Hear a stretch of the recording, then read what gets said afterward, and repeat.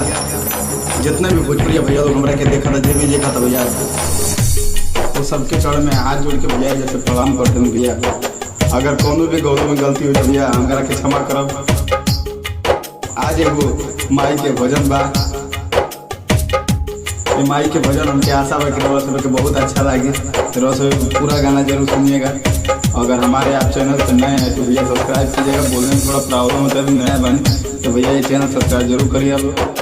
भैया काका हो गौआ के नैया बताई द, बानी भुलाइल तनी घर पहुँचाई द। काका हो गौआ के नैया बताई द, बानी भुलाइल तनी घर पहुँचाई द। ना जानी गौआ के ना काली माई बाड़ी हमारा गाँव हो, एगो काली माई बाड़ी हमारा गाँव। ओही जाकी बाटे निमिया के पेड़वा, ओही जाकी बाटे माई के मंदिरवा ए चाचा हो।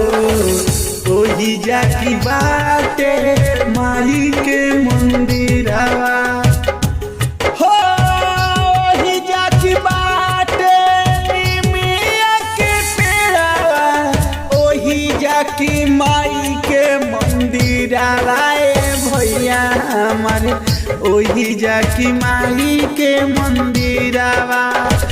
दुखी गइल चलत चलत पाँव हो, एगो काली माई बाड़ी हमारा गाँव हो, एगो काली माई बाड़ी हमारा गाँव।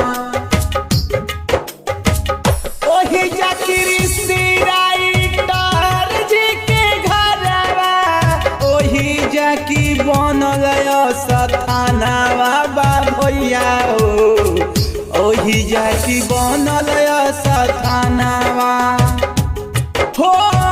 ऋषि राइटर जी के ओही जगहरवा, ओही जाकी बनल सथानवा बा भैया हो, ओही जाकी बनल सथानवा।